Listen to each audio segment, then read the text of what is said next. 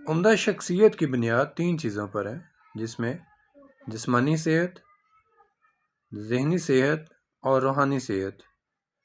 جو سب سے زیادہ کام ہو رہا ہے وہ جسمانی صحت پر ہو رہا ہے، مطلب خوب اچھا کھایا جاتا ہے، لیکن نظر انداز کیا جاتا ہے ذہنی صحت کو۔ لیکن کچھ لوگ ذہنی صحت پر بھی کام کرتے ہیں، جیسے کہ وہ اچھی کتابیں پڑھتے ہیں، اچھا سوچتے ہیں، لیکن جو سب سے پیچھے رکھا جاتا ہے وہ روحانی صحت کو ہے، جس کے بغیر یہ دونوں کا فٹ ہونا ناممکن ہے۔ مطلب آپ جسمانی طور پر اگر اچھا رہنا چاہتے ہیں، ذہنی طور پر اچھا رہنا چاہتے ہیں، تو ضروری ہے کہ آپ روحانی طور پر بھی عمدہ رہیں۔ تو عمدگی کے لیے، روحانی صحت کو برقرار رہنے کے لیے ہم روحانی محفلیں منعقد کریں تاکہ ہم روحانی طور پر مضبوط ہوں۔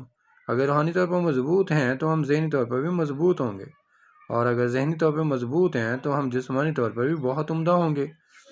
اگر ہم ان تینوں میں عمدہ ہیں تو ہماری شخصیت بھی عمدہ ہوگی۔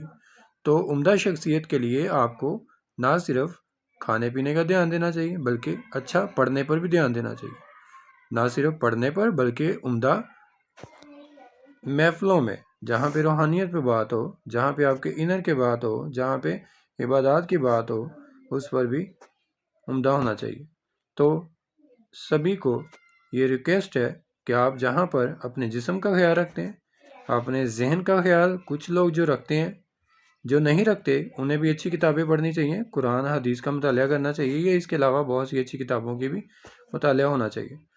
اور تیسرے نمبر پر روحانی طور پر آپ کو روحانی محفلیں بھی اٹینڈ کرنی چاہیے، جہاں پر آپ باقی دو جو کہ پہلے گزر چکی ہیں ان کو پرفیکٹ بنانے کے لیے اس میں پرفیکٹ ہونا بہت ضروری ہے۔